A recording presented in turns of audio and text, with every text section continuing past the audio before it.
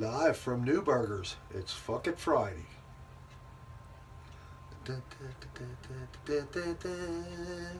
it in you. Going big or go home. Ain't she purty? That's New Burger's forced carbonation method. Lovely, isn't it? Mm-hmm. Amber ale.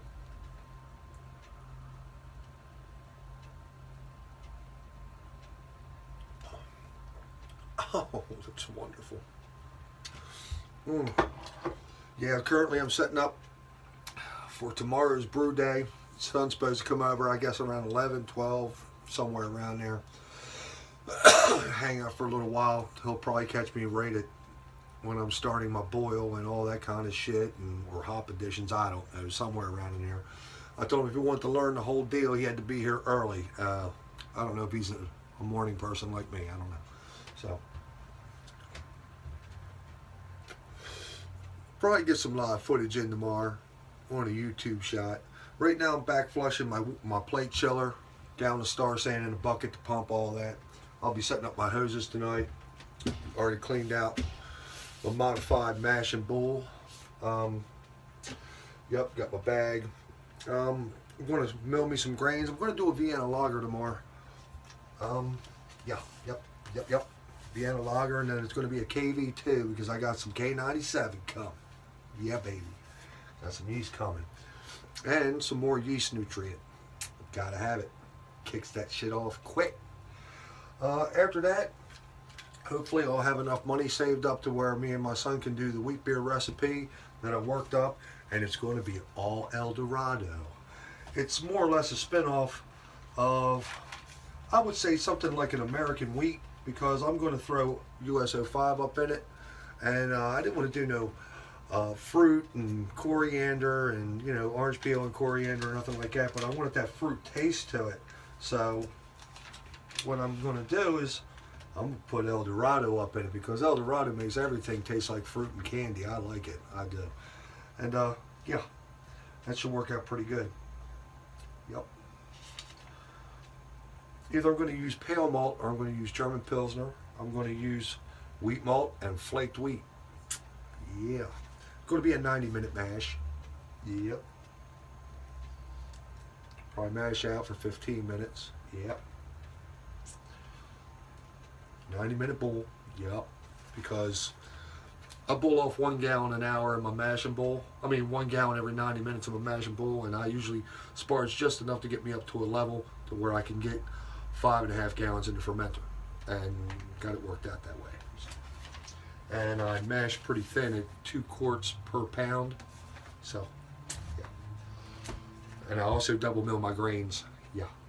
At 0.25. But see, I used the brew bag. There ain't no stuck sparges, and there ain't no need for rice hulls. Yeah, baby.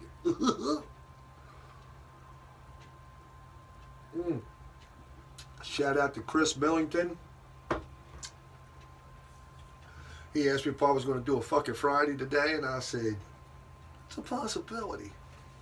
And I figured while I'm back flushing my plate chiller with Star Sand, I'd give a shout out before I start milling grains and getting really busy, because I don't want to be all night out here. Just enough to maybe drink 2 or 3 of these, and that'll probably be enough. Yep. Oh!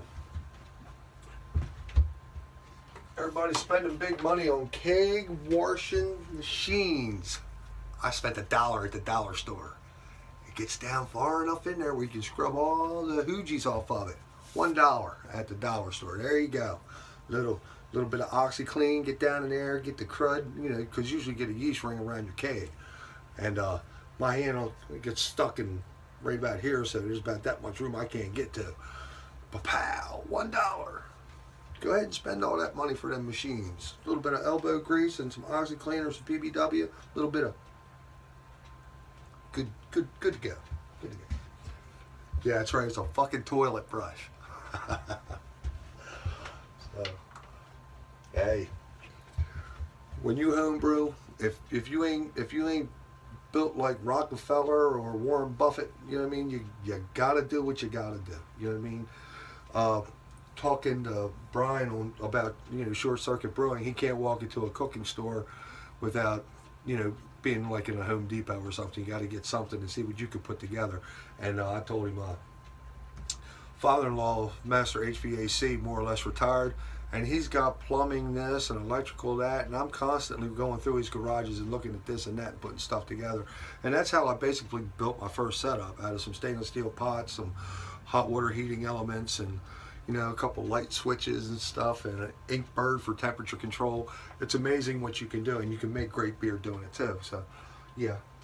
Old Farts Brewery, and he wrote up whatever it takes.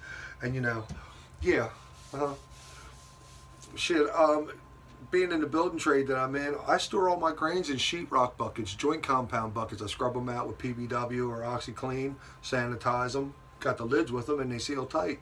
And it's food grade plastic. Go figure.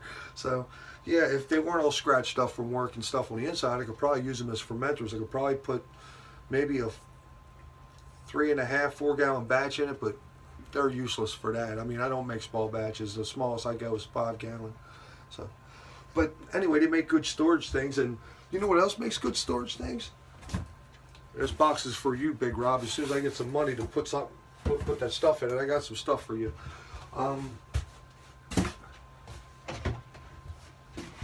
Cat litter boxes. Check it out. Look. All you gotta do is scrub it out. There you go. Lid sealed tight. Food grade plastic. It's the HDP. What is it? Yeah, HDP 5. This is better than the sheetrock buckets. But I don't stick my grains directly in the sheetrock bucket. They're usually in the plastic bags, and I roll them up and stick them inside the buckets. I don't put anything bare inside the buckets. Now, I do have a sheetrock bucket that I scrub out every time I use it. 2 of them. When I mill my grains, I mill in one bucket, transfer the mill over to another bucket, take them grains and dump it back in the mill because I double mill. So yeah, but and he wrote up. Oh, no. Sparge water. This is a 42 cup coffee urn. You do what you gotta do, man, because I only sparge enough to top off to a level where it matches my boil off rate to get me down to post boil. You know what I mean? So this is 2 gallons. That's all I need. When you use brew in the bag, you can squeeze that bag like it owes you money. You probably get about a half a gallon out of it. So by the time I go with another gallon and a half, I'm up to level. 6 3/4 to 7 gallons. Pow of wort. Boil off. Get it down to 5 3/4. Got to allow for the plate chiller. You know what I mean? And I want it with 5.5 gallons in the fermenter. It's all about knowing your system, everything else. You got to put it through the motions. So, yep. What else am I doing? I don't know. I'm going to jump on the brew tube tonight, see if anybody's doing Google Hangouts while I am getting my stuff set up for tomorrow. I don't know. Jig a couple of these. Yeah. Shout out to everybody in YouTube and BrewTube Land, Homebrew Network, everybody. Happy fucking Friday. Get it in you.